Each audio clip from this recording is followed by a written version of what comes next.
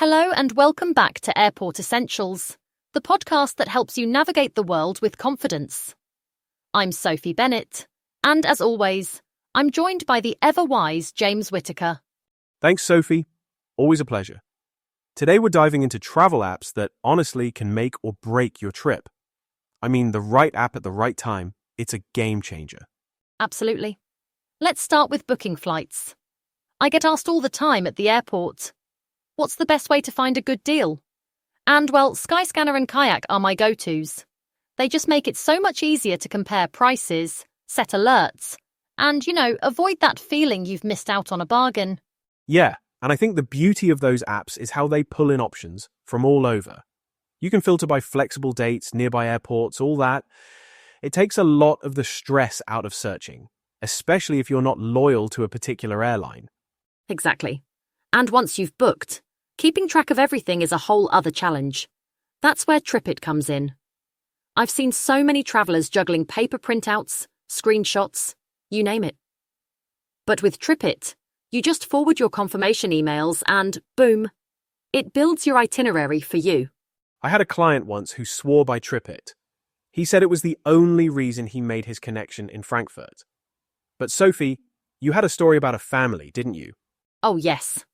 There was this family, mum, dad, 2 kids, absolutely frazzled, running through the terminal. Their connection was tight, and they were panicking. But the mum had everything in TripIt. Gate numbers, boarding times, even a map of the airport. They made it with minutes to spare. Honestly, I think without that app, they'd have missed it. It's those little things that make a massive difference. Once you're actually on your trip, navigation is the next big hurdle. I mean, I still get lost in London sometimes, let alone somewhere new. Google Maps is a lifesaver, but I've also started using Waze, especially when I'm driving. The real-time updates are brilliant for dodging traffic or roadworks. Yeah, and it's not just about finding your way. It's about feeling less anxious, isn't it? Like knowing you can get from the airport to your hotel without, wandering around looking lost. And then there's the language barrier. Google Translate has saved me more times than I can count. I mean, the camera feature, where you just point it at a menu or a sign. Absolute magic. I had a client in Tokyo last year. He didn't speak a word of Japanese. But with Google Maps and Translate, he managed the subway, ordered food, even asked for directions. He said it made him feel, a bit braver, Like he could actually enjoy the city instead of worrying about getting stuck somewhere. That's the thing, isn't it? These apps don't just help you get around. They give you confidence to explore. And I mean, sometimes you end up in places you never planned, just because you can find your way back. Let's talk money for a second. Currency conversion can be a nightmare, especially if you're hopping between countries. XE currency is my favorite. It's quick, it's accurate, and you don't have to do mental maths in the middle of a market somewhere. Oh, totally. I always get confused with exchange rates, especially when you're tired or jet-lagged. XE just takes the guesswork out. And then there's the weather. I know it sounds basic, but a good weather app can save your day. I remember this one time in Singapore. I checked the app just before heading out for a walk during a layover. 5 minutes later, absolute downpour. If I hadn't checked, I'd have been soaked through. Instead, I grabbed a coffee and waited it out. Sometimes it's the little things, right? Absolutely. And it's not just about rain. It's about knowing if you need to pack a jumper or if you're going to melt in the heat.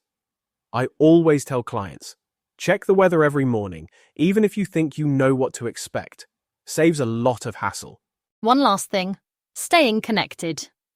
Roaming charges can be brutal, so I always recommend WhatsApp or Signal for messaging. As long as you've got Wi-Fi, you're sorted. And it's not just for chatting with friends. Sometimes you need to get in touch with your hotel or a local guide, and these apps make it easy. Yeah, and don't forget to download offline maps and translation packs before you go. I've been caught out before. No signal, no data, and suddenly you can't find your hotel. If you've got everything saved offline, you're much less likely to get stuck. And just a quick safety tip. Register with your country's embassy or consulate if you can. Most have an app or at least a website. It's not something you ever want to need, but if there's an emergency, You'll get alerts, and they'll know how to reach you. It's a bit of peace of mind, really. That's a great point, Sophie. Well, I think that's a wrap for today's episode. There are so many apps out there, but these are the ones we see making the biggest difference for travelers. Thanks for listening, everyone. We hope you picked up a few tips to make your next journey a bit smoother. We'll be back soon with more ways to help you travel with confidence. Take care, Sophie, and safe travels to all our listeners. Bye, James. Bye, everyone.